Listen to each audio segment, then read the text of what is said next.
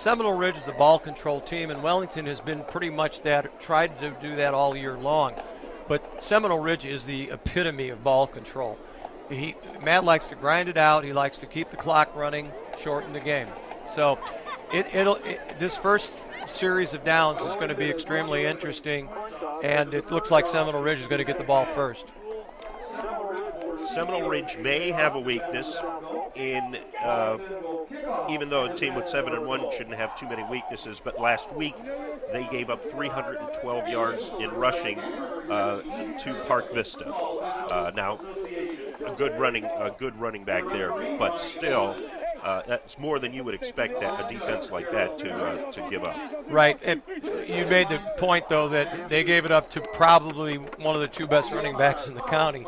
Wellington doesn't have anybody like that. I think there are offensive line matches up with Park Vista, but talent-wise in the backfield, they just don't have it. I really think they're going to have to throw the ball. Park Vista as well is a very stingy team when it comes to turnovers. They are plus 11, I believe, in turnovers. So any mistakes like that by Wellington get magnified tonight because of their quarterback situation. Oh, absolutely. You have to make Seminole Ridge go the whole field. If you shorten the field for them, that's going to be disastrous for Wellington.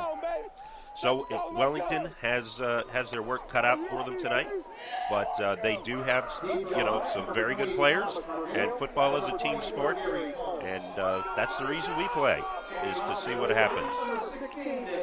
So absolutely. Well, here's the kickoff, Dan. Nick Brewer will kick it off. Both of these teams have pretty good kickers, so I think at least in that respect, neither team has too many worries. So we will see. We are about to get underway. A little delay here, though, by the head judge.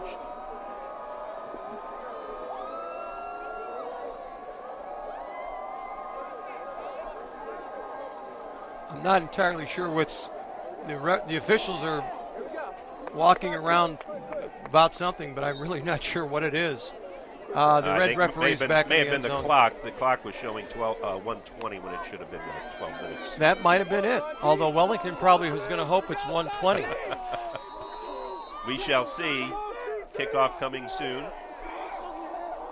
A left-footed kicker. And this one is going to be returned. Looks like he took it at the 1, but momentum carried him into the end zone, so he will not make the return. And the return man there was Gary Holmes, who we haven't talked about, but we're going to be talking about him very soon. Absolutely. He very well could go over the 1,000-yard mark tonight, and he is their featured ball carrier. There's no question about it. One thing that Matt Dickman has stressed is the weight room, and a lot of these guys on the Hawks are very, very strong. Yeah, they have a couple Class 6A weightlifters that have won their division last year. Extremely strong. And here is Holmes on the carry. He goes straight up the middle for a gain of, looks like about 4 yards. So this is what we expect. We expect a kind of tough, hard-nosed, good classic fall football game here. Absolutely. Woody Hayes would love this kind of football game. You're not going to see the ball being flung around all over the place, albeit it's pretty hard to throw it tonight, Dan, with that north wind coming in about 15, 20 miles an hour. Right, and Seminole Ridge's uniforms do look quite a bit like the Buckeyes, and they play a lot like them, too. Now he's going to put the ball up in the air.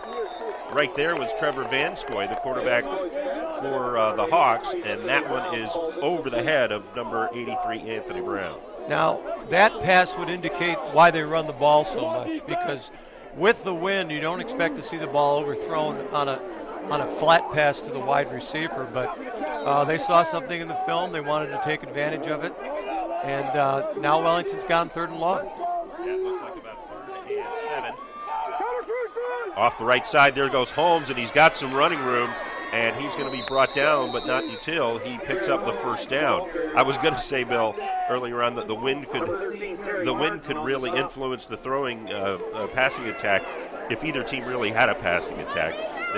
They will pass, and they can, but they rarely seem to go to it, either team. That's right. And that last play, Dan, I have no idea how anybody can expect that play. Counter crisscross is Matt Dickman's bread and butter, 3rd and long. And on the replay, you just see the double handoff, and can't stop it.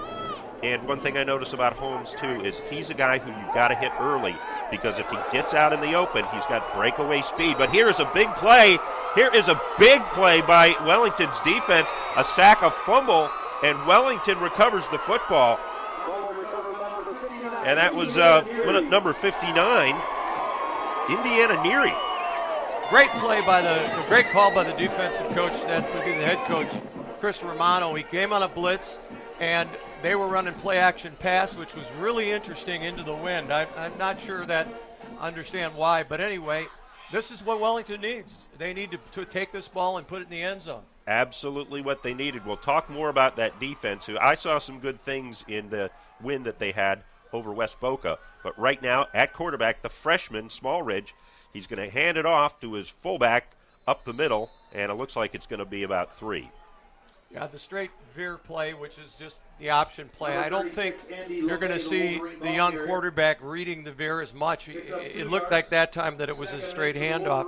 Wellington's got a tremendous advantage with their 3 wideouts over here on the near side of the field. Seminole Ridge has only got the 1 defensive back out here and then a high safety. So if they're going to throw the ball, this is the prime time to do it, Dan.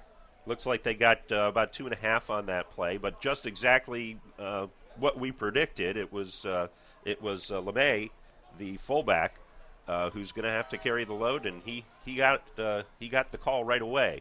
So now the officials are talking about something. Official timeout here might have something to do with the spot, but we shall see. I don't. Yeah, see they look somewhat confused. Is the word I would use. So. Anyway, the spot is down, and Wellington's to the line, ready to run a play. The head linesman is talking to the Chris Romano, the head coach, and he wants an explanation for something. And we haven't, maybe we should take the opportunity we haven't talked about Coach Romano and also Matt Dickman. Talk about what you know about those guys and their coaching styles. Coach Dickman, of course, was tutored under Charlie Person at Jupiter and was his offensive coordinator for 8 years and brought basically the same offense to Seminole Ridge. And I think he's done as good a job as any coach in the county putting a program together. Chris Romano took the job when his son actually became a freshman, and now he's a junior starter. And Chris is this year has really come back from a pretty dismal start to win the last 4 games in a row. So, they're district champions. Regardless of the fact that they're in a 3-team district, they're district champions. So you can say both coaches have done what they set out to do, and that's all you can do. And to be fair to Wellington, they've had to do more with less because they're not getting the athletes that a team like Seminole Ridge has. Being a new school, they definitely have more to draw on. There's no question, and everybody should take into consideration that Wellington High School started 23 years ago, and schools have just bracketed off from them. And every time a school opens, Seminole Ridge being the most recent, they take a lot of people from Wellington, and this time I think the Seminole Ridge opening really hurt our athletic program in football. Well, we are still waiting to get underway. The second offensive play here for the Wolverines. Now it appears we have a uniform issue. Well, the only thing I can think of, Dan, is number 88 changing to number 74 is the possibility that he lined up at one of the inside lineman spots. In high school football, you have to have a number between 50 and 79 to play on the inside. So that's the only thing I can think of, and I think that's it. Now he's got 74, so. Well, if he is truly 7'4", he would be Bryn Gudmundson. Yeah, Gudmundson, a recent signee at South Florida, Division I player, probably was wearing 88 because they were trying to sneak some kind of play into him, but they probably lined him up in the interior, which you can't do. I got you, because, yes, there is no 88 on the roster. We would have been a little confused in here. Wellington's full of all kinds of surprises tonight. All right, so here we go. 3 backs in the backfield, 2 wide, receivers out, and second down. And the give is going to be again up the middle. and trying to scramble for yards, but only maybe getting 1 yard. That was Alex DiNardo. Yeah, there was a stone wall at the line of scrimmage. Number 44 for Seminole Ridge, Stephen McPherson. Yeah, he is an outstanding linebacker. I've watched him on film, and he's a very fast-reading linebacker, and he just stacked everything up. As I said, Dan, they got to throw the ball, and first down would have been better, but they've got Kirby out here on about a corner that's a foot shorter than him. All right, so 3rd and 8, we'll call it. Back in the shotgun is the freshman, and he's going to throw it deep, and he's got a man open and just overthrows his receiver. That was 84, Rex Kirby. You can't miss those, Dan. That was just a simple fade route. He ran right by the corner. The safety gave no help whatsoever, and the freshman kid just probably threw adrenaline in the wind, overthrew him by 3 yards. That's a touchdown right there, Dan. That was a play well designed and ball well thrown, but just a little too much on it. So Wellington will now attempt to get 3 out of this.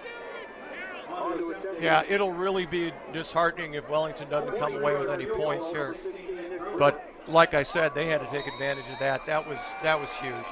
Both teams with pretty good kickers. This is a 43-yard attempt by Nick Brewer. The home looks good. The kick looks pretty good as well. And it is a 43-yard field goal for Brewer, and Wellington scores first, drawing first blood in this game against Seminole Ridge. Wouldn't have thought of that with the things we talked about before the game. Well, yeah, and Chris Romano told me all week that if he looked up at the end of the first quarter and it was close, he'd be the happiest guy in the world. I'm really happy to see him come out with 3 points. Kick was outstanding. It would have been good from 50. Kicking with the wind is a big advantage here. So we'll see if Seminole Ridge gets away from that passing game, because 2 of their 3 first plays were trying to throw the ball.